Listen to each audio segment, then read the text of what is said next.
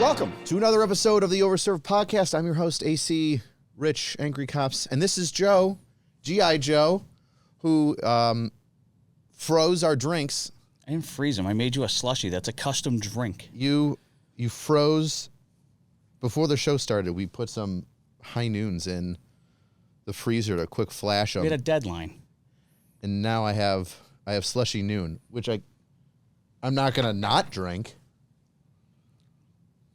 You said thank you wrong, but okay. I did. You know, a lot of words, but fuck me, right? Yeah, no. I intentionally didn't want to say thank you, but I wanted to show a little bit of appreciation. Tiny bit. Yeah, it's kind of like negging. You know, when you used to go to a bar and you'd be like, oh, that haircut actually looks pretty good on you.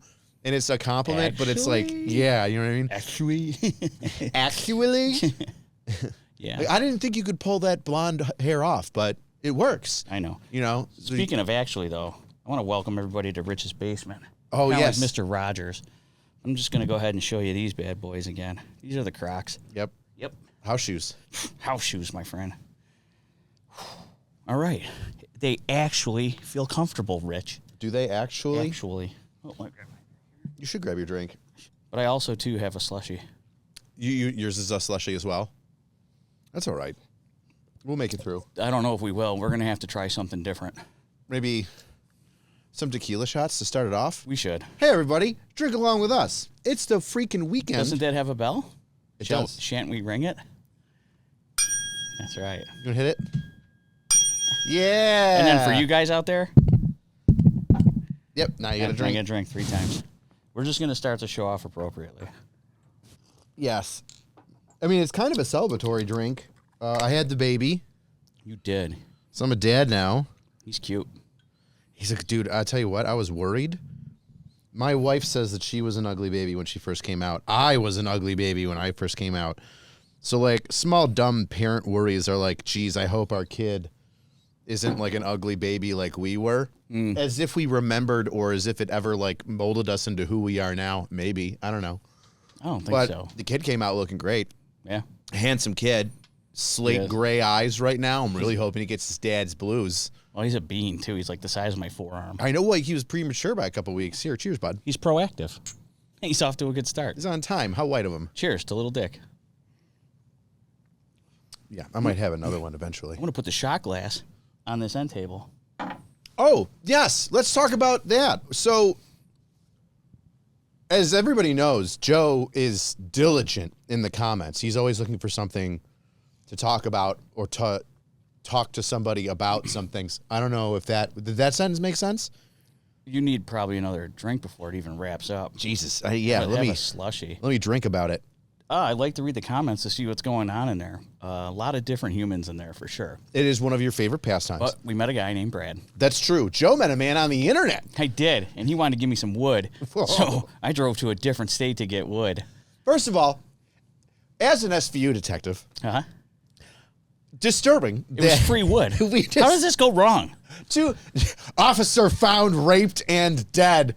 Gallons of semen recovered from inside anal cavity. Wouldn't have happened if my buddy Rich wasn't having a baby. I'm sorry. Risk my life. Listen, if I would have just told the doctors, that's a story in and of itself of why we had to get induced. Oh. But, yeah. Yep. Ignoring all of the, I guess you would say, like PSAs, the public service announcements that are, be careful of who you see and talk to on the internet, have a buddy system kind of going on there.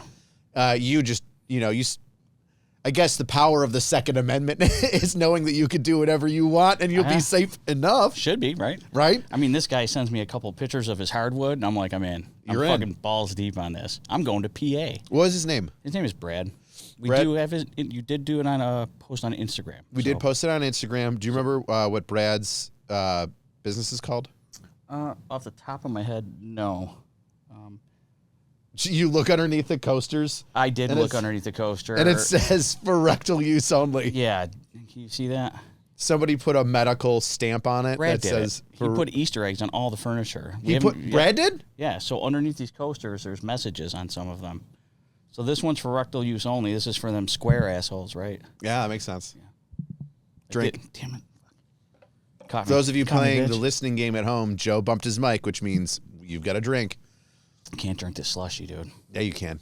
You just trying. need to put your heart in it. But anywho, so you drive down to Pittsburgh or Pennsylvania Yep. to see Brad, who hit us up in the comments and said, hey, I have a business making furniture. You guys need some end tables for the chairs to put some drinks on. Yeah. And a coffee table so we could put other things on it too. Yeah, so he made it out of cherry wood. It was a project he was working on and decided he wanted to finish it up and give it to us for the set. As we are in desperate need of tables, as you can see every time we're reaching down to your pick basement stuff up floor. off of the concrete floor like we just went to college and all we have is... Oh, we don't have a cinder block entertainment I was center. just about to say cinder blocks and plywood to make our own bookshelf. Yes. Yeah, that's how that works. We're simple creatures, man. We don't need much. We don't need much. We need more adornments and accoutrements for women, though. That's true. They need comfortable stuff to make a nest. Nesting. That's what we're doing now. We're nesting. Oh, we're definitely nesting, man. We added some shelves. You got a pepper box neon behind you, which is do. really sexy. Isn't it nice? Yeah. Can you at home, while you're playing along, can you spot the differences? Beep, beep, beep, beep, beep, beep, beep, beep. Waiting. All right, cool. We got an Atari and an Overserved game. And we have an Overserved game. We do. This is fun. Now check this out, though. As we do the ADD thing, we have to go back to Brad. We have to come back to her. Okay. So I didn't get kidnapped. I made it back. That's true. Yep. You did make, unfortunately, really. I You're hoping for? Put a big insurance claim out on you. I just figure eventually it'll pay off. I was hoping sooner rather than later. We have made some dumb decisions. I mean, the second you were like, I guess I'll drive down to Pennsylvania alone, I was like, all right, I'm going to up that. Bye, Joe. Yeah, say goodbye, Joe. Bye, Joe. Yeah, cash that in. Yeah. So I go down there, and it's a solid shop. He's got all this old Craftsman and Delta machinery in his garage.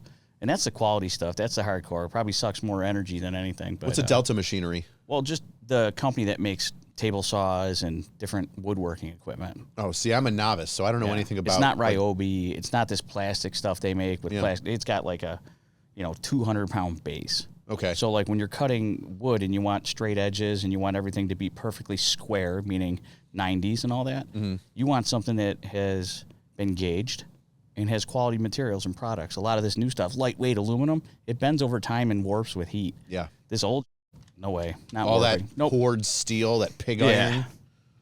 So he's got all that. We're looking around. He shows me the tables. He tells me he built a secret drawer so that we can hide things in here. Doesn't have a handle on the front. Yeah. So we could put some fun things in the drawer. The comment section's asking for dildos, but I'm still kind of... We have enough of those. There's a plenty. You can't... I mean, you can only fill so many holes. Well, obviously they didn't train the Army because I said they're notional. Yep. Yeah. So I go down there, and then he takes me to his hot dog stand. So we're talking about wooden wieners right now, and I was like, okay, let me see what kind of wieners you got down here. Them? Dude. This is a gay man's paradise. This is a gay man's paradise on Perry Highway in Erie, PA. I sent you pictures. Lucky Louie's of the bars menu. and wieners. Yeah, so it's kind of like a fist holding the wiener on the front. Yeah. It's like a BLM fist, but it's holding a big sausage. Big bratwurst. I don't know. Wiener Schnitzel? Yeah, sure. But we went down there, and this dude's got a wiener named after him. Brad's got his own wiener, and you had it. Oh, I ate Brad's wiener? You ate Brad's wiener, yeah. Absolutely. It was like a Big Mac, but with a wiener. Yeah. Can I tell you something? Sure. Not my jam. Not your jam? It was okay. It was okay. I ate it. I ate the whole thing. It was okay. Because you eat wiener, yeah. But I am a different, I guess a different flavor of wiener is what I would prefer. Well, let's go to the booty call. Let's talk about wieners. Yep, real quick, let's just go through the menu because the names are what, like, I walked in, I was just like, what is that called? The booty call. Pickles, slaw, pulled pork, mayo, and barbecue sauce. The booty call. Okay, Asian invasion. That one had me. I was hoping it was like nuclear hot, but cabbage, sweet chili sauce, wasabi sauce, crunchy rice noodles. Oh, I think I would like that hot dog. It was really good, honestly. I had them put a little extra wasabi on there for me. I like that bite of wasabi. This one said Judy Ash Street Greek.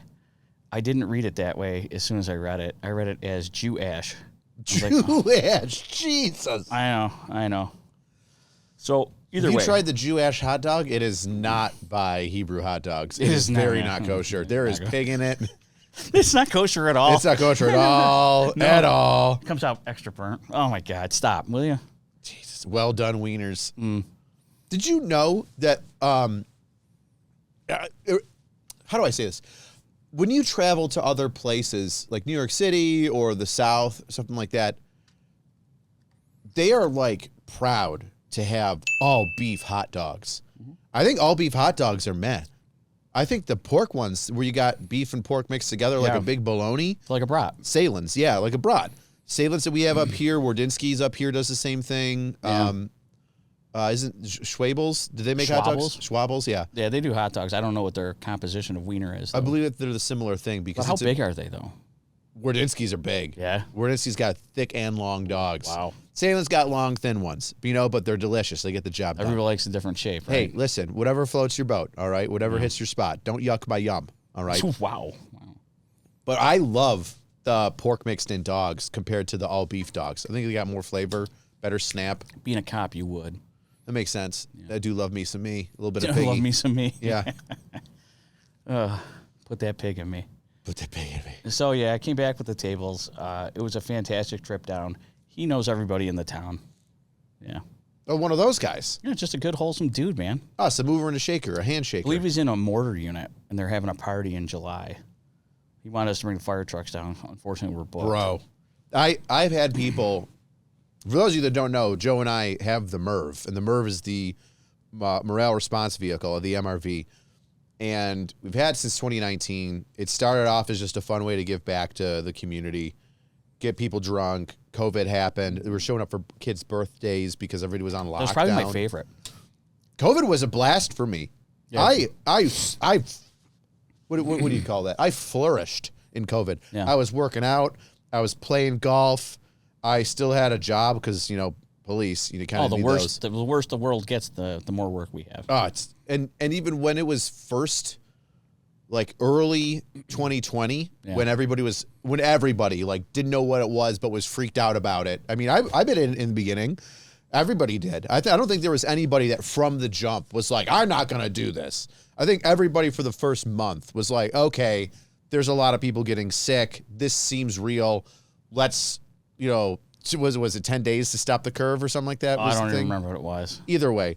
But those first couple months, the only people that were out on the road were people that had like an emergency to go somewhere to grab some stuff. The roads were dead, and criminals. Yeah. And dude, it was like shooting fish in a What barrel. you doing out here right now, Yeah. buddy? What are you doing out here, Friend? friend? Breaking curfew? Oh, it was very like stormtrooper-esque, Oh, yeah. it Give was me a your little papers, your little Orwellian, maybe? a little Orwellian, yeah. a little Third Reichy, if you will. Third Reichy. Yeah, where's your... You make a 2 left and a third Reiki, and you're right there. Yeah, why aren't you wearing your yellow COVID-19... Oh, the brown suits, right? Yeah, the brown suiters, yeah. Why aren't you wearing your COVID-19 vax card on your chest?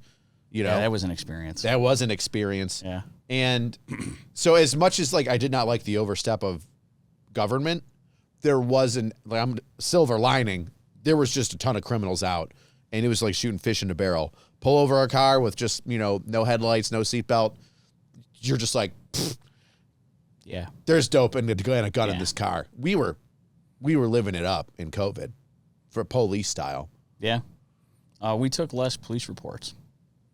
Because, and here's the thing, right? Less police reports didn't mean that there was less crime, although that's kind of true. People stayed inside for the most part. So if you don't have human interaction, you're not going to have. How about the seriousness of the police reports we That's took? where I was going to go. It has changed. It was, I don't want to bother the police. They're busy, or this really isn't that big of a deal. Let me self-reflect. There you go.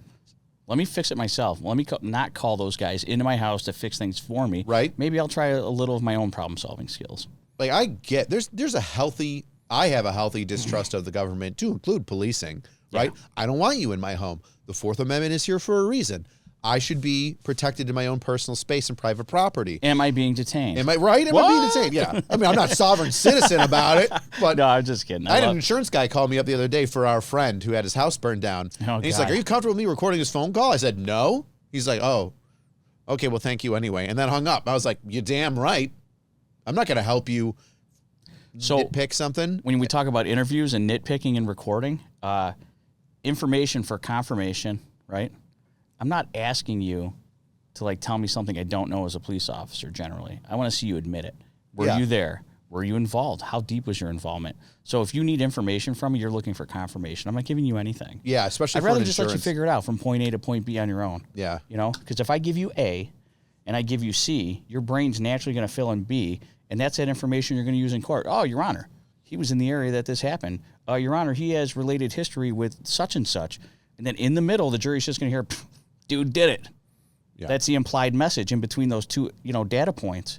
So you're talking about, are we comfortable being recorded? Only on YouTube when we say stupid shit and drink. Hey. And Pepperbox as well. Sorry, guys. Beep, boop, beep. For the plops out there. For those dirty plops. I do enjoy that nickname, though. Did you? I don't know the origin story. Oh, it's mine. That's my slur. That's my slur that I made up. So I've turned it into nouns and adjectives. Well, as you should. Yeah. Yeah, absolutely. So how did it happen? Well, we were recording a kind of consensual episode, and we talked about creating our own slur. And I have thought about this before, and the goal of creating our own slur was that it can't be connected to anything in reality, right? Mm-hmm. So the guys were like, well, what if we call him, like a flick? And you're like, that's kind of close to spick, right? Because Eli's Spanish. So he can say it. He can say it, and I'm saying it in reference to him saying it, so that's why it's allowed. So while he's saying it, you say it only because he said it one time. What do you say that? I'm testifying to the effect that that's what Eli said. Amen. So, in my testimony to the contents of said conversation, Eli said... I got to over-explain it, yeah. Yeah. I was on the stand where I had to say the N-word a couple times. Ooh. It was like, oh, I'm allowed to say this? The whole truth? The whole thing? Because I'm going to talk about it. You're not going to know. This doesn't look my crowd. Hello. The courtroom is the only time where the whites can get away with saying it. Jesus.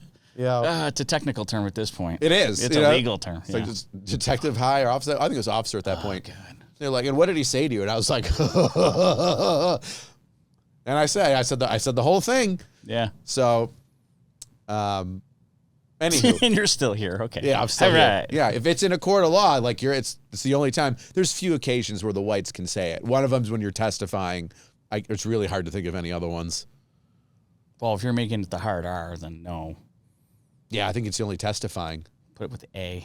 I believe I said both in. Well, as in context and truth, right? 7-10-30 is the exact statement. Same thing. Whether it was an excited utterance or other, yeah. Yep. Yeah. I believe I've had to say both in court. Yeah. Real quick, I'm sorry. The 7-10-30 is a document that we fill out. New York State. Yeah. 710.30 is basically if I arrest Joe and Joe starts telling me things about the crime that he committed, I write that down as a 710.30 statement. Yeah. Verbatim. As best as you can. Yeah. There was a DA that was like, it doesn't have to be verbatim, but it has to capture the context of the conversation. Yeah. What did they say? So you're like, oh, I didn't say that hotel's name. I said this hotel's name. Like, oh, okay, that's fine. But the other part of the conversation is still what occurred to the best of your recollection. Damn. Amen. You just testified again. Oh, I'm very comfortable on the stand. I've been lambasted on the stand. Oh man. Some of them I can't talk about because it would cut this part. No, you can say this actually.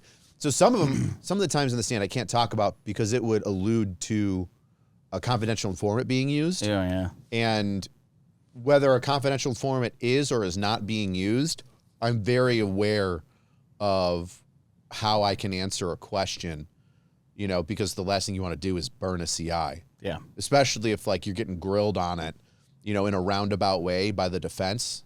Well, if you have a good prosecutor, they'll step up and be like, yeah, we're done talking about that. Move on. Let's talk about some of these long wieners we're eating. Friend of a friend had that happen where he literally just got asked a fairly direct question that would have basically confirmed that a confidential informant was being used. And he got asked the question. And he just looked at the prosecution and just quietly stared at them quietly until they said, objection. Attaboy. Good boy. The defense was upset. And it was like, wait, why did you look at the prosecution like that? Your Honor, what's going on? And the judge was like, well, I think we're stopping this. It was a felony hearing. Yeah. And for those of you who don't know what a felony hearing is, it's a very simple usually It's a preliminary hearing to determine if they're going to hold bail or not. Correct. Did a felony occur? Yeah. So it's like, hey, officer, where were you on this day? I was on 123 South Street. What were you doing there? I was executing a warrant. Did you find anything? Yes. What did you find? I found a firearm that had a serial number crossed off, and it was loaded with 15 rounds. Yeah. And, like, that's it. That's basically, in a nutshell. Yeah, it's not the whole case. This is just enough to say we're going to hold bail, we're going to release. Yeah. But you got to have it within 7 days of the arrest to determine the felony. Correct. 7 to 10. Did a felony occur? And they get that point there, so. Oh, yeah. But, oh, my gosh, we went all the way from wieners to that.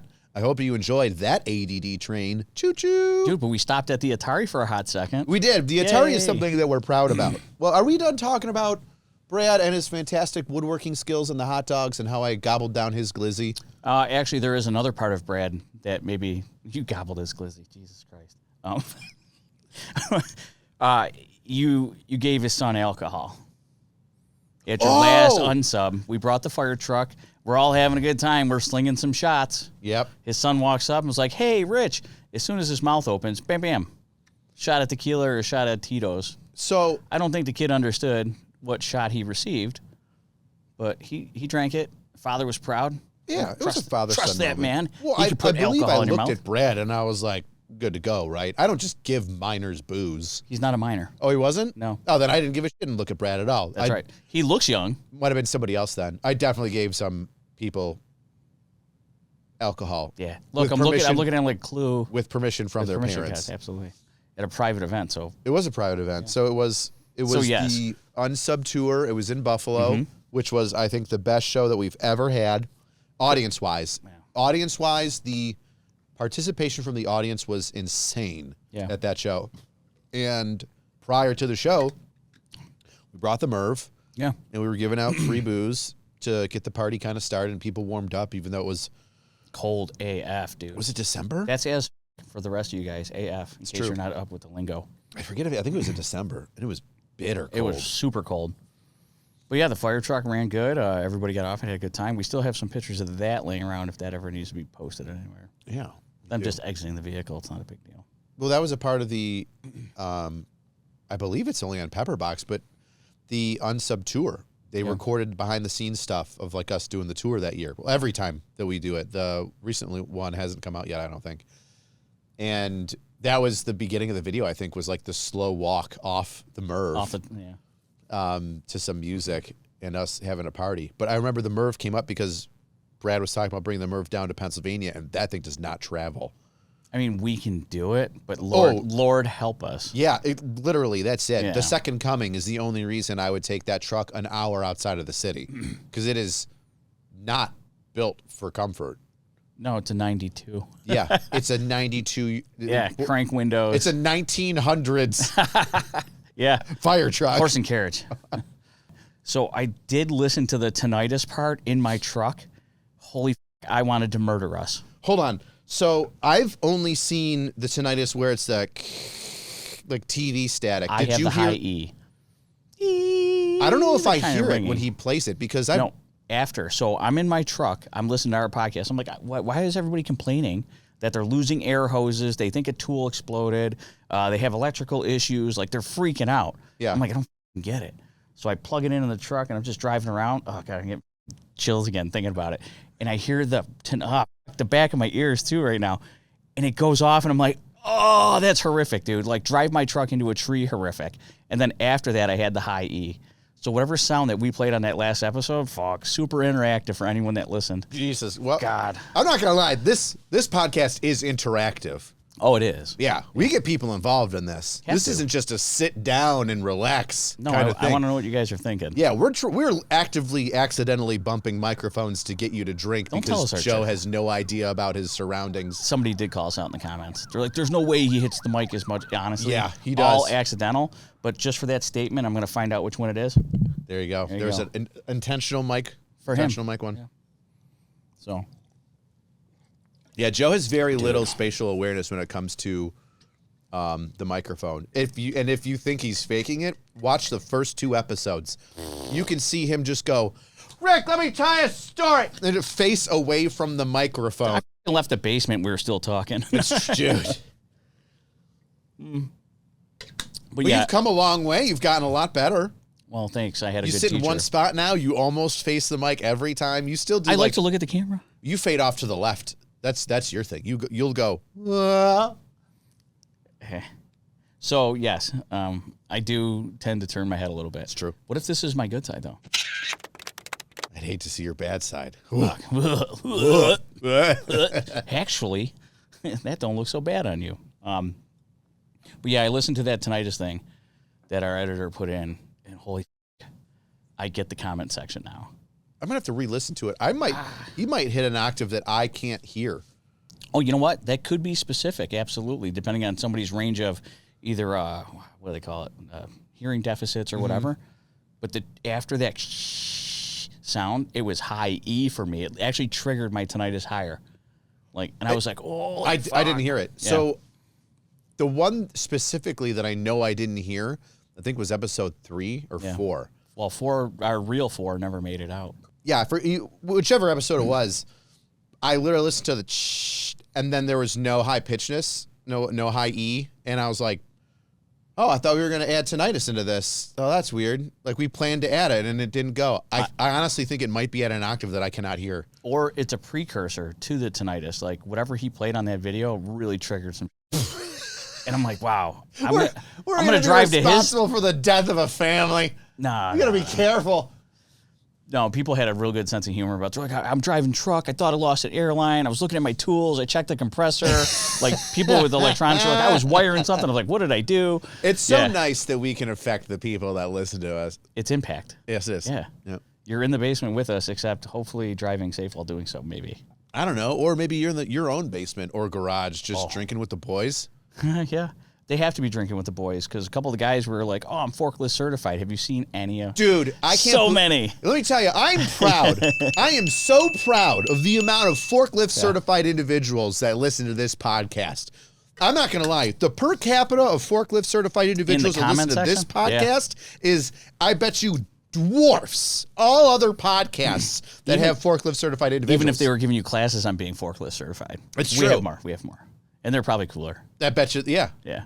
Dude, I was laughing my balls. Forklift certified, something else certified, and this. And then the comments were, save us some, man. Yeah, right. Save some for the rest of us. Jeez.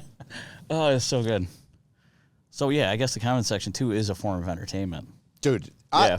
I read a lot of comments. I have to say that this podcast's comment section is exceptionally entertaining. I love it. It is. I'm a fan. It is on par with like the kind of consensual boys because we say off collar. Dude, your guys keep talking about unsub, kind of consensual, something Mulvaney maybe? John Mulvaney, the stand-up comedian. I don't know. He's not a part of the Pepperbox crew, but he's a hysterical comedian. Yeah. It's a good time, though. I like to know who we're talking to, like what group of humans. But so far in the comment section, there's like 3 that can just delete themselves off the comment section. You gotta ignore those 3. What's that? You gotta ignore those 3. Oh, I do. I totally ignore them. I just brush right by them. I don't even give them a like. Yeah, the people that like try to piss you off or start a fight in the comments are the ones you're like, oh, you got nothing better to do, huh, buddy? We're here to grow and better the community through experiences and maybe shared whatever. These guys are just there to kind of tear it down. Yeah, I mean, I'm okay with people saying in the comments section, "Hey, fix this. I don't like this. Try this." I'm all about growing. Oh, we've had some audio guys really try to help us out. It's true, and hopefully we better ourselves each episode, which is my goal. Yeah.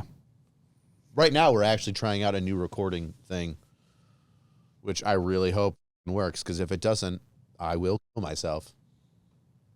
No. Yeah, I think it'd be cool. The final episode is us just. It would be a blast. Rich, no! It would be a blast, wouldn't it? It would be a blast. We only get one shot at that video. That's true. I can't kill myself. I got to see my kid grow. Yeah. He's cool, dude. Yeah. He's cool. Like, I mean, he's not cool. He eats himself and he sucks on my wife's titty all day, which leaves me 0 to no titty. How is that impressive? No. Yeah, it's really, he doesn't do anything cool at all. I will say this, though. The one thing that it is cool that I find absolutely hysterical are his piss fountains. When he... Wait. You put him on the table. He pisses in the middle of the table. Yeah, exactly. You change him. Yeah. Or I'll give you an example. So one of them is the obvious one, right? They're on the changing table. Yeah. And they get their little wieners sitting up there. And all of a sudden they go, whoop, and there's a fountain to pee. And you're like, you're trying to cover it up with something. You're trying to slap the little man down? No, I'm not trying to slap the little man down. I'm just trying to stop the stream, Yeah. And I can't pinch it off midstream. I got to find another diaper. Usually it's his clothes that he's wearing are already getting piss soaked. So I'm just like grabbing it and putting it over his dong so then I can catch it. Best advice somebody gave me, puppy pads. I put puppy pads on the changing table, so if he shits or pisses, I don't have to clean up the table. I don't have to clean up the rubber holder mabob that he's strapped into. I can just pick up the puppy pad, fold it up, and put it in the diaper genie. Yeah. And then it's gone. And then I just put a new pad down. And I use that one until he pisses or shits on it, which is great. But go on. No. I just envisioned your kid running around the backyard now in the backyard because, that's just kind of convenient. He's not Indian. That's what the dogs do. Yeah. Hey, little This isn't Richard. a street in India. Hey, well, he's making falafels with his feet. Father, I need you to come here. The dog has pooped in the street. Dude. Oh, yeah. So his piss fountains crack me up. So they make me laugh, one, because he just pisses off when he's on the changing table, and he pisses on his mom, or he'll piss and soak his onesie, or it'll, it's me trying to battle it. I laugh uncontrollably. I think him peeing everywhere is the most hysterical thing ever. I haven't been mad at it yet. I don't think I will be. So when a baby does it, cool, right? An adult does it, not so cool. Yeah, Joe, I was asleep, and I didn't like that. That was my bed. We were in the field. It was the day one. We had like 4 more days, and I had to sleep in a piss-soaked sleeping bag. Sleep system. Crazy. That's crazy. Why can't the Army just call it a sleeping bag? It's a bag that you sleep in. We got to call it a sleep system. You, dude. This is like 1 drink each, flavored pineapple. Yeah. Something. 100-mile-an-hour tape, not duct tape. You know why? Because it's not even good duct tape. No, it's pretty shitty, dude. It separates on contact. You're like, hey, let me get this tape. And the lid comes off the duct tape. You're like, what the fuck is this? It doesn't attach to anything. You have to wrap it around the thing, and so it attaches to itself. But it's got to be perfect temperature. If it's not, the top part of the tape separates from the bottom part of the tape, and you're just like stuck with 2 sticky You need sides. like a heat gun. Anywho. Built by the lowest bidder. The other time that I laugh at my son pissing himself is the other day I'm holding him just like watching TV and he's in my arm. And all of a sudden I feel like warm on my stomach. Yeah. And I haven't pissed myself in an extremely long time. I think like since I was like 8 or 10 was like my last accident when I was a child. And so I haven't felt the liquidy warm piss on my body in decades. And all of a sudden I just feel like this warmth on my stomach and I'm like, oh, that's very direct warmth. That's strange. And I shit you not, the second I think that, I feel a drop. Like the stream or a drop, like that little that you're like, oh, and I jump up and he's just leaking all down his back. Yeah. He had gotten his wang forced like against his stomach perfectly so that his stream was shooting up on his stomach and then around his back. The diaper caught none of it. He was able to outpiss the diaper. Oh. And it wrapped around him. That's a smart kid. Smart kid. Yeah. Kid's a wiener wizard. Guy, right? He knows how to pee. He's already breaking the boundaries. He's proactive. He came early. Like, Just like his dad, comes early. So he pisses around his back and it dribbles on me and I get that hot spot and then I feel the drips and I'm like, oh, and I just start cracking up. I'm just like, you little shit, that's so funny. How do you miss the diaper? The wife's like crying. He constantly misses it. I'm like, this is funny. What are you talking He's about? Be pissing on the floor for the next 18 years. Good luck with that. This kid shits himself 5 times a day and pisses himself more. Like, you can't avoid diaper changing. Wait till you have to go somewhere and you have to bring the extra change of clothes. I used to carry a small little plastic Rubbermaid bin with changes of clothes. My daughters would be in the back seat somehow, just ripping socks off and flinging them out the window. We'd get to where we need to go. I'm like, well, we're down a shoe, down a sock. I don't know how any of this happened. Well, my wife actually caught one of them just taking their shit off and flinging it out the window because they just want to see it rip by the window. I'm not really positive on that. Not gonna lie, that sounds like if I was a kid, it's a good time. I would love that. Yeah, that's entertaining. You're driving. Why are you naked? right? We have to go to church. I better have your Sunday best times too in here. Right. Yeah. So that happens. But again, cute when a kid does it. Oh, we're in an Uber and that guy gets mad. Yeah. All of a sudden I take, my clothes off because I'm a 25-year-old man that's had too much to drink and now you're upset. I've been working out. All right. My ding dong is the same size as a baby. Yeah. I got a way better body than a baby. Yeah. I'm not just like arms and chimpanzee torso, with their little no chest, but big little belly. Yeah. Yep. Yeah. So bring a change of clothes. They're going to shit themselves. They're going to throw their stuff out the window. It's going to be fantastic. Somebody, a fan of the Angry Cops channel, sent me a diaper bag that they made, and it's Buffalo Bills. Oh, that's fun. So the fabric is all old school and current Buffalo Bills helmets and logos, and I don't know what fabric they made it out of. It's nice. It's thick. It's durable. It's awesome, but that's my go-to. We had a doctor's appointment on Tuesday to take him to his first doctor's appointment, and the wife's like, "We don't need." Really that much. We just need a small bag with like a diaper and like a change. I'm like, we're bringing the Bills bag. You bring it all. I'm flexing on these hoes right now. Oh, you definitely flex on some bitches. Hell yeah. Hell yeah. But you learn to bring it all so that you can do it all the time. No matter what, I learned how to take my daughter in and out of the car seat. This is like military shit too. I want to talk about the pissing thing. Generally, it's going from warm to cold. When your body is super warm and then goes to cold, it doesn't want to spend any extra energy warming things up. Explain that. You lost me. So, I'm sorry, we're doing ADD. I was thinking about the piss thing. This jumps into my head.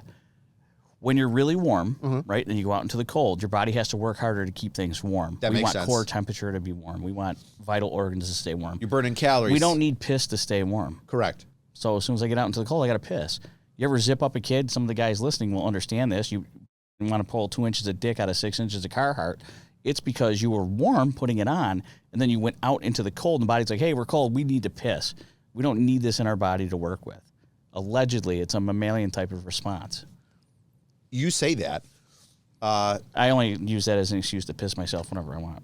Oh, you're a grown man. You can pee yourself. I can do what I want. No, I'm just kidding.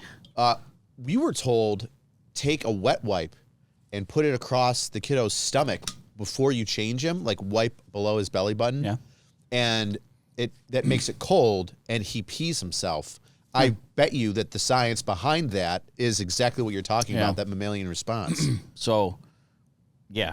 So when people are like, this is the most interesting I've talked about in 10 days. Piss? Yeah. Oh, God. Yeah. Yeah? Well, it goes from the cop job, swings over into the future world.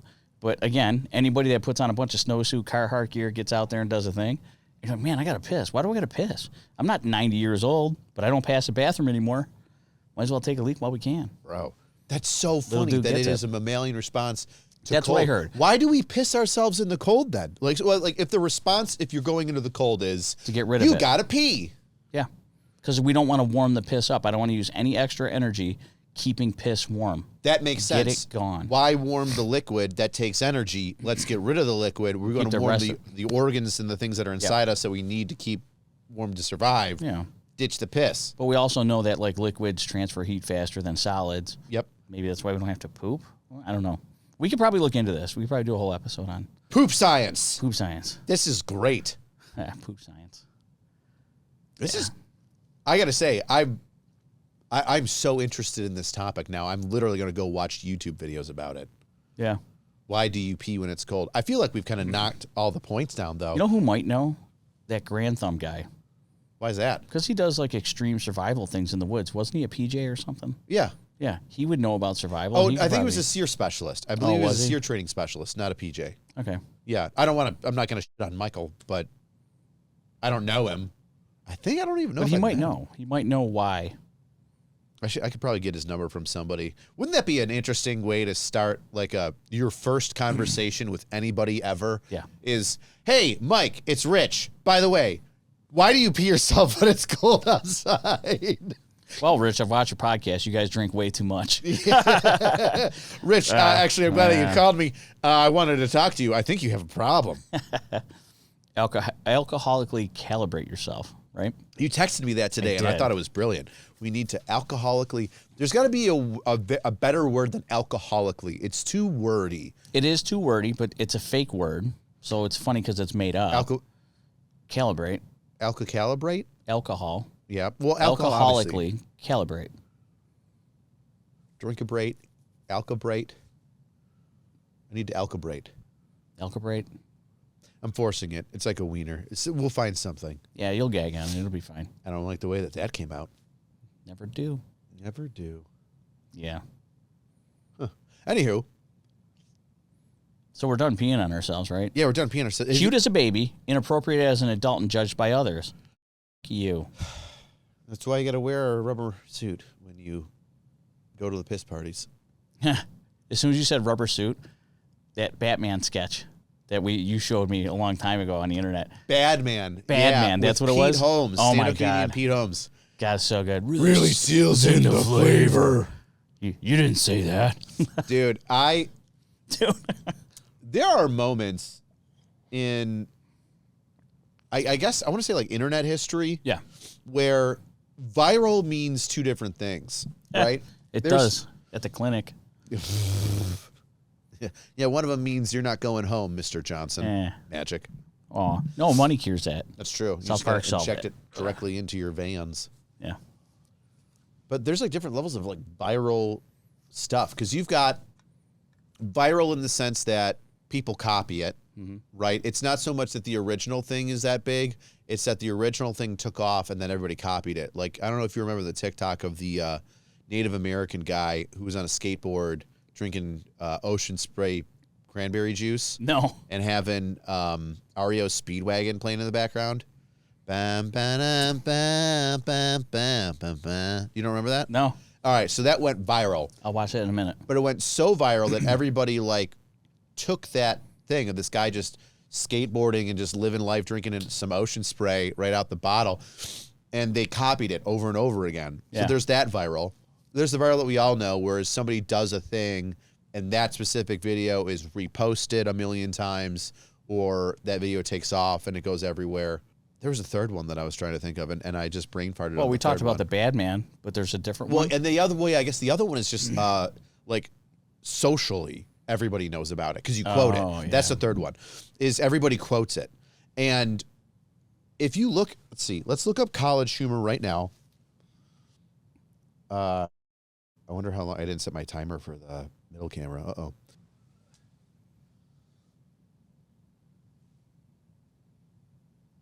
Okay, we got another 15 minutes. Oh, can you hit your mic? What's that? No, I hit my thing. No, I saw you hit your mic. Oh, okay, I hit my mic. Everybody drink. Yay. It's like a reward. It's like a reward. All right, so I found Badman. I see College Dropout has it, so I wonder if College Humor... Changed, incorporated, licensed other. Because I think College Humor actually fell off. Like it was I kind of can compare College Humor, the website, to Mad TV / Mad Magazine. That makes sense. Because Mad Magazine was funny. It wasn't as safe as SNL. You know what I mean? I didn't like SNL that. was like, we got to make friends with everybody, so we can't go too hard in the paint. Mad TV was insane. And as much as they really knocked it out of the park with some things, they also like heavy misses. Yeah. You know? Whereas the misses on SNL were really kind of soft misses. Lame. You know, their viral stuff was few and far in between. But Agreed. I'm looking at, it just says Dropout. So I think College Humor was bought out. But I mean, there had to be like 20, 50 million views At least. plus on some of these Badman sketches that they made. Everybody knew what you were talking about. You mean this little red button right here? If I touch it, it's so sensitive there'd be an explosion. Yeah. In an order that may surprise you. Ass mouth vag. Dude, I remember ass mouth vag just standing out so hard. So that was a turning point in my life, man. Bought the house, remodeling the house. You'd already, traumatized me with your prank. Yes. And Rich would be like, hey, dude, you want to like come over and watch YouTube? I'm like, I don't even know what that means, but yes. Oh, yeah, YouTube parties. Yeah. Well, I Come mean, it's not over. really like a party, but It was just you and I, half naked, whatever. give me your shot glass. We should do another one. All right. So I'd go over to Rich's, sit on the couch and watch YouTube. I had no idea how entertaining this was and how relaxing it could be. And that's where I saw Bad Man. I'm like, holy fuck, the internet's full of fun. So we did that. Kids in the Hall. There was something else. Oh, Kids in the Hall. Ruby Dog. Do you remember Ruby Dog? I don't. Ruby Dog had 2 videos. One of them has been removed from the internet for forever. I cannot find it. It's called like The Library. So I'll talk about the 2 Ruby Dog videos that are viral. One of them is Mentos by Ruby Dog. Mm-hmm. And he it's him. It's shot in the beginning of YouTube, like when it first started.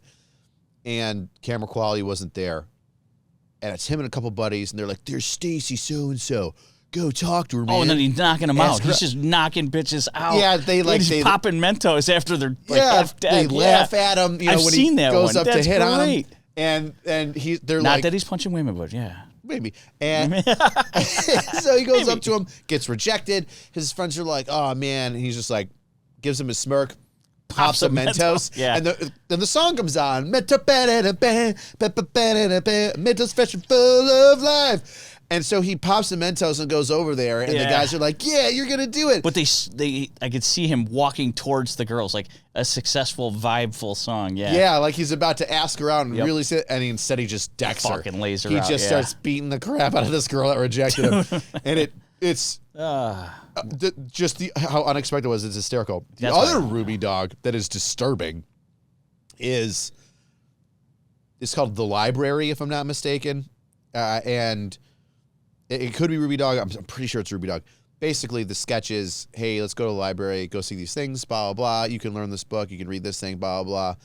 They're like, okay, cool. Yeah, this library is cool. And then he just stops. There's a pause, and he goes, you want to watch me go f*** a dead dog in the alleyway? And they're like, what? And then it cuts to him just going, ugh, ugh, just making like the most up. horrible noises. Yeah, chest up shot, Yeah. like sweating and like wiping his face, and the other person like looking at him in horror.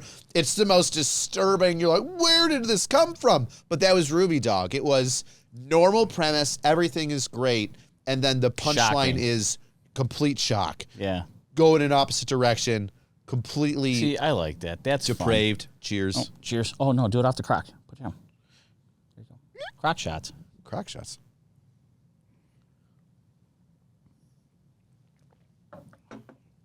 Where'd you go on that one? It hit the back of my throat. I remember my first. Yeah. Oh, man. You ever breathe in a shot? Now you know how every girl doesn't feel for you. Ugh. Yeah, that one was all me. For those of you playing at home, I like double drank the shot, and it did not feel good. No. Some would say it burns. Wow. It's really smooth, though. That has a ton of flavor. Yep. Yeah. So, I mean, this is the Overserved podcast. Obviously, we can talk about booze. So this is Clase Azul. Casa Azul? I think it's CL. Is there Clase Azul? Let's double check. I don't want to get it wrong like Carousel. Dude, the second you said Contra, I knew you f***ed me. And I couldn't stop saying Contra, the video game, instead of Contro. Dude, you made a liqueur. joke about blew this, blew that, blew my brain. I watched our podcast before it was posted, just for edits. Clase Azul, CLASE. Clase. Go on. And you're like, yeah, maybe your wife will blue you too if you ask right or something. Yeah. I didn't hear it at the time of the podcast. I heard it later, and I probably heartily laughed for no good reason. And I'm shaking the whole bed. I'm like laying in bed watching. It's like, ah! The whole bed shaking. I'm like, just that little. I don't hear it all, I guess. No, you don't. When I said it, I knew it was a good joke, and you didn't respond. And I was like, oh, he doesn't hear what I said. He doesn't. No, okay. That's okay. I was like, that's okay. You Because could've we said have it to twice. watch it. Yeah. We have to watch the podcast when we edit it. Yeah. You let that one sit and marinate, and it worked. Yep. Yeah. Laugh my balls off. But Clase Azul, it's an expensive tequila. I got this as a gift. Yeah. And I'll drink it. It's good, but it's got a lot of additives. They like add vanilla extract to it. So there's like this. It's not as clean as it can be. In the tequila world, and I think in a lot of booze, not just tequila, you've got purists, and then you've kind of got good marketing. right? I agree. Whiskey's the same. Yeah. And so is vodka. Like Grey Goose is pretty good, but its marketing was spectacular. Ciroc. Okay, vodka. Amazing marketing. P. Diddy. I was around for a Grey Goose launch. Yeah. I worked at a golf club. You worked at a golf club? Yeah, I was mowing grass and riding lawnmowers and shit, yeah. How old were you? Geez, I don't know, 17, got fired from Outback Steakhouse for my 6th time that year. Jeez. Why did they keep hiring you? I'm really good at the cooking thing. Why did they fire you? My best friend was the manager. Well, all right, so that's how I kept getting the job back. Anyways, dude, $6.25 an hour was big money back then.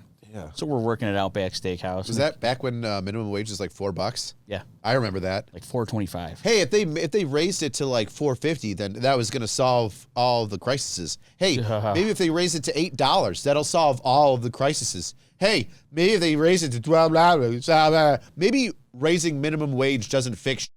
It doesn't fix. Fucking. It just makes everything cost more while trying to hide some of the factors that people fail at.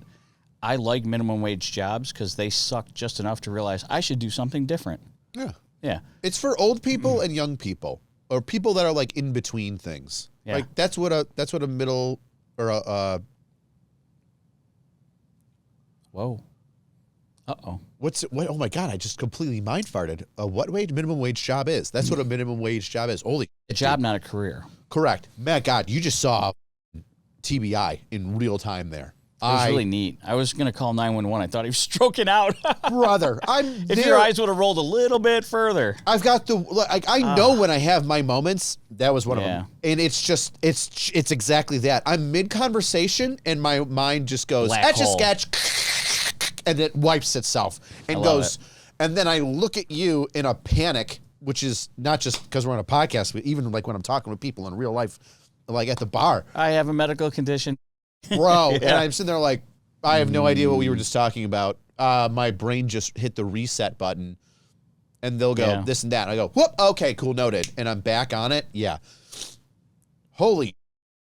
Yeah. I got to go back to the VA, man. I got like, I don't have a TBI rating. I need to get that rating up. I'm telling you right now, the first time I went to the VA, they were like, you're fine. Why am I laughing at your injury? Because it's funny. Because it's entertaining for people. Right? Oh, my disability. First time I go to the VA, I sit down, and I'm positive, and they're like, oh, it's this broad, and oh, okay, like, are you sad sometimes? I'm like, yeah, but I power through it. I'm okay. I hit the gym. I do these things, and I'm seeing a shrink now. So this was after my second tour. And after my first tour, I knew I was up. And after my second tour, I made sure I got my help that I needed so I could acclimate back to civilian life. And so I'm like telling her these things. And I'm like, okay, cool. I broke my foot. I've got tinnitus. I've got PTSD, among other things. But I wanted to keep it like low because I was still in, like I am now. And I didn't want 100% total because I still wanted to do the Army thing. Either way, I sugarcoat my symptoms, and they get back to me like a month later, and they go, yeah, you got no PTSD, no TBI, you're fine. I'm like, hold on. So me being like nice about it and telling you my plan when I have like bad moments or I hit the downs of depression and I have to pull myself out, like just because I have a plan and a support system to deal with my depression or TBI or PTSD. Doesn't mean I don't have it. Doesn't mean I don't have it. Like I've had to adjust my life. Yeah. I had to adjust my life. I have to have these things in order to make sure I can pull through and do well. And so I had to go back to the VA months after that, and it was a dude, and I straight up sat down with him. I was like, "Hey man, here's the deal." I kind of sugarcoated how I was feeling with the last person. I told him how I was feeling, but I'd like that I was okay. Yeah. And then I got a 0 rating. So I'm just going to tell you what it's like on my worst day. Yeah. And then we'll go from there. And he's like, okay, cool. Yeah. Don't sugarcoat it. And I laid it out. And he's like, and they said, you don't have PTSD. I'm like, yeah, man. Like, I'm not a doctor, but I know how when it's hard to sleep, when my heart rate escalates, when I'm in crowds and I start like freaking the out because there's people bumping into me and I can't deal with that. Yeah, man. Yeah, there's a bit of PTSD there. And so he was cool. But, yeah, I'm still at a low rating. Yeah, the ratings are different. I literally talked, I came back from the 2007 tour that we had, and I don't know how it happened. I think it was based on the Combat Action Badge and some other stuff that we had. And they were like, hey, how do you feel about things? I'm like, oh, I feel fine. Yeah. I'm good. It's Lied on called the health assessment. compartmentalization. Yeah, I want to go home. Leave me the fuck alone, right? Oh. We talked about that briefly on one of the episodes. So I have to lie in the health assessment so that I can go home and see my family because I've been gone for, I think the first tour was 15 months, 16 months. It was a long one. Did you hit your mic? I did. Drink. You made me clap. You gave me the clap. So came back from the tour, and Colonel Hughes, great guy, SF Colonel guy. Was Hughes in our unit at 2007 when we came back? No, we were just getting attached to them. We left the 402nd, became the 401st. Remember, because we got that was the second tour. That was 9 and 10. Yeah, but right in the middle of that, we're leaving. We weren't. So in between 7 and 9, we switched flags. Correct. Yeah. So in between that, Colonel Hughes was like, "Hey, they kind of want to take your gun. How do you feel about that?" I'm a reservist. It's the weekend. What gun did you give me that you want to take? The one that's in the armory that I can't get to? Like, I was trying to figure this out. Like, what did you want? Wait, ultimately, they wanted to med board me. I didn't know anything about this. Say this from the beginning. So we get home from 2007. 6, 7 was our tour. And you're like, and oh, somewhere hey, I'm between feeling... 8 and 9 when we're switching commands. Okay. From the 401st to the 402nd. Yep. Or, I'm sorry. 402nd to the 401st. Yep. 401st, yes. I kind of get confronted, like, in the hallway. And I'm like, what the hell's going on here? Well, they read all my medical from overseas on the first tour. We're getting ready to move for a second tour, like within 8 months or something. Yeah. And they were kind of like, well, you have a rating. I got a rating from the VA without even applying for a rating for the VA. At 30% PTSD. They wanted to take my gun away from me.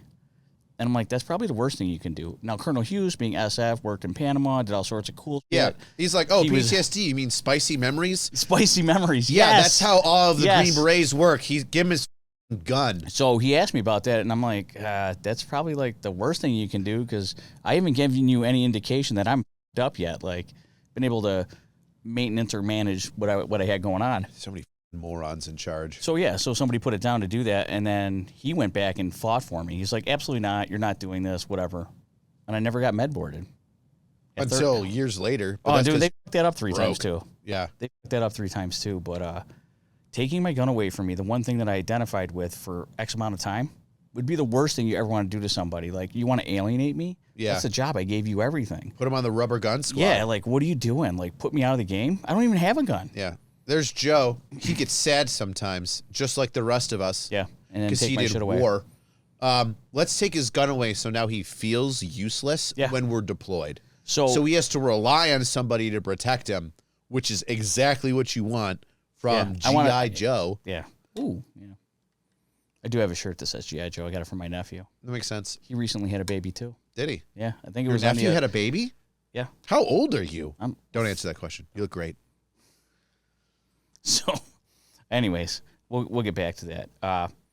What I was trying to circle back with is people judge you based on numbers, figures, and somebody else's assessment. We don't really trust all those assessments. Well, you shouldn't. No. Especially if it's on paper. But then there's the Army, which sometimes it's all on paper. Well, some of these people that get into the positions are not qualified to be there. We talk about floats, right? Up and out and over. Oh, yeah. What was it? The Stevenson thing? Oh, there was like Peterson we talked about. It was the Peterson. But it was a Peter principle, right? The Peterson or Peterson principle? I think is what Peterson's the guy I get on, but other people call it the Peter principle. They brought up a couple other technical terms in the comment section we could dig up. But what I was getting at is the VA wants to do one thing and take my gun away. On the second hand, saying, you're done. Let's get you out of the military. 30% PTSD. If you read the actual qualification for it, it's moderately like whatever. Yeah. It's almost normal. But in your case, when you show them all your stuff, they're like, yeah, there's nothing here. And you're like, dude, have you looked at my records? Have you seen the MASH and the cash records? Like, you know? Dude. But you're going to tell me I'm fine. So how do they go so extreme on one side and then so light on the other? The inconsistencies. Yeah, well, because I always choose the hard path and you always have things handed to you, you lucky bastard. I was handed an IED. Yeah, you were. And a rocket. I mean, did you pick it up? No, somebody put it down for you. It's a gift, Todd. Yeah, my guy drove his car into our. That's a gift too. There was 2 guys in my car bomb. The strangest thing ever. You wasted 2 guys that were willing to off themselves on one car bomb. It's called a double down. Yeah, but like in case the one guy they do it in gambling. Like you're supposed to have one guy at like radio frequency away. Yeah. Maybe that's why. Because our jammers were good enough that radio frequencies. Oh, we had some good stuff overseas. Yeah. Yeah. Yeah. They. What were the last set that we had that year? But the PTSD rating. So I came home from our second tour, and I was going through the rating, and I got denied, and I was in my feels about it. Like I was like, it was a moral injury. It's a. I was point like, of I validation, worked really hard. though. I got f***ed up. I'm having troubles. Yeah. Like, why is the government? I'm finally why is asking the VA, for help. Yeah, I'm asking for help. Like, why are they not helping me? This is f***ed up. Yeah. So I had a moral injury, and because of the way I just explained, and so I started like sucking at the Army. Like I was in my drill sergeant unit at the time, and I had to get negatively counseled. Like my commander, my first sergeant, were like, "Hey, listen, you're showing up like an hour late to formations in the morning. You're out of it. Like you're out of it. So we're letting you know, like you can't show up late anymore. Like we're gonna smack your dick. We can't deal with this anymore. What's going on with you?" And I sat there and I was like, "Hey, I'm sorry. Thank you for calling me a piece of shit. I need that." I go, "But here's why I'm being a piece of shit. Like I'm fighting the system right now, and I feel offended. Like I'm hurt morally because I got blown the fuck up. Like I have issues. Yeah. I yell at people when I shouldn't. Like my anger issues are still pretty bad. Yeah. Faggot. Anyway. So I was like, I'm butthurt, man. And they're like, okay, that makes sense. Be butthurt, but be on time.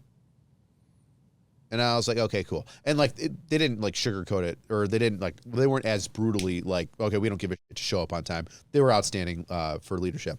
Yeah. And it helped fix myself. But then I also kept like pushing for it, and eventually got that new guy for my second round. And they were like, okay, yeah, you're retarded. Yeah, I look at it as a point of validation. I've been through some. I'm mildly f***ed up. It's disturbing. I'll punch through this. But how hard do I have to work? And when somebody asked me about PTSD one time, they're like, what is it? I'm like, dude, I live every second of every minute of every hour of every day of every month for the whole year. The brain's constantly doing this. Yeah. How can I assess? How can I fix? How can I undo this? What am I doing? Total self-awareness going, and you get paralyzed with it.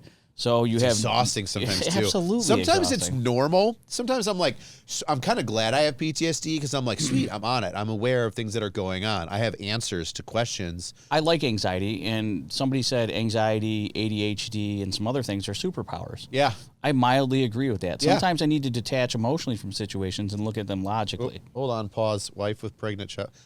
All right, what were we talking about before the wife came in? So as we jump back into this, VFW rating. VA rating, right? How they wanted to take my gun away.